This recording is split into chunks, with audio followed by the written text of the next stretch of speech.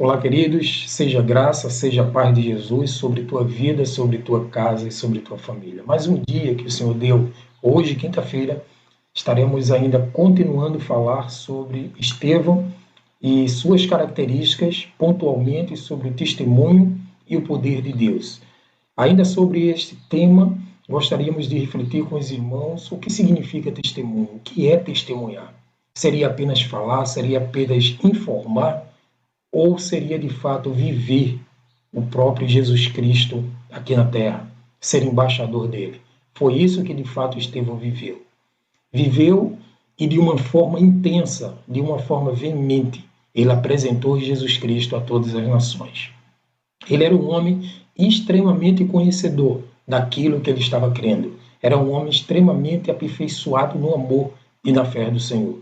É impressionante que quando olhamos para a situação de Estevão, segundo Geoffrey R. King, ele diz uma seguinte expressão maravilhosa, ele diz: uma testemunha em uma corte de justiça precisa apresentar provas.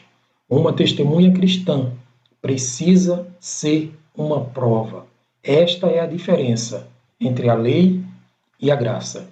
Então, nós como cristãos, nós não temos que mostrar prova para ninguém, porque Jesus Cristo já morreu, porque Jesus Cristo já levou no Calvário todos os nossos pecados. O que devemos fazer para ser testemunha do Senhor, de fato, é ser parecido com o Senhor Jesus, ser parecido como homens como Estevão, e essa é a indagação de Estevão, essa é a lição de Estevão para nós hoje.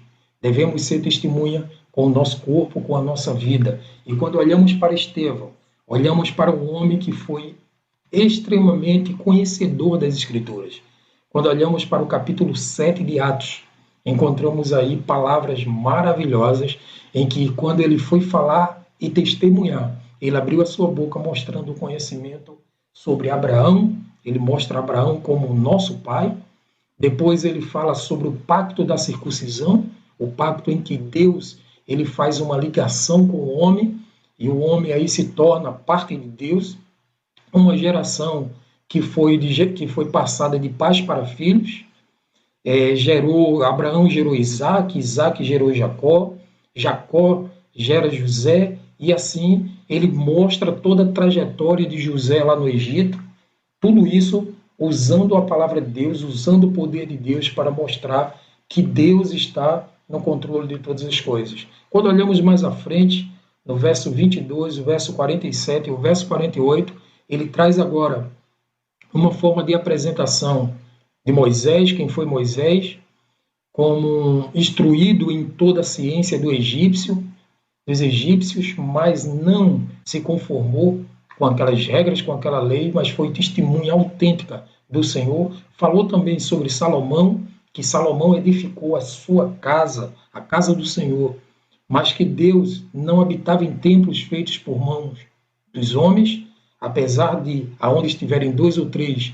ele também ali está, mas ele tinha uma extrema satisfação em conhecer as Escrituras, em conhecer a Torá.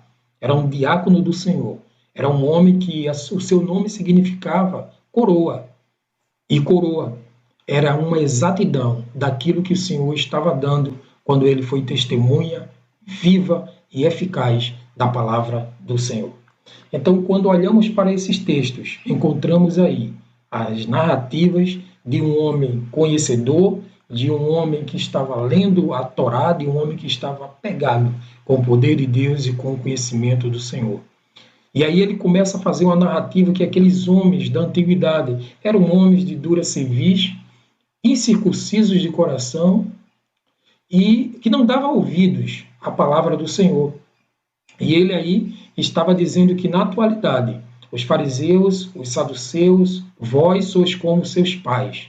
E ele continua dizendo mais na frente: a qual dos profetas não perseguiram vossos pais, até mataram. E no final ele diz assim: fostes traidores e homicidas. Ele estava aí apontando exatamente para o que estava para acontecer. Ele já sabia o que estava acontecendo, porque quem é de Deus, ele discerne todos os movimentos, todas as coisas, e por ninguém é discernido. Então Estevão, ele era um homem extremamente em comunhão com Deus, como diz o texto. Homens parecidos com Estevão, nós temos na atualidade e também tivemos em poucos dias no século XX e hoje no século XXI. Por exemplo, quando nós olhamos para John Stott, ele escreveu uma frase maravilhosa a respeito de testemunho, que diz assim: testemunho não é sinônimo de autobiografia. Quando estamos realmente testemunhando, não falamos de nós mesmos, mas de Cristo. Então, irmãos, nada mais interessante, nada mais importante é do que Jesus Cristo.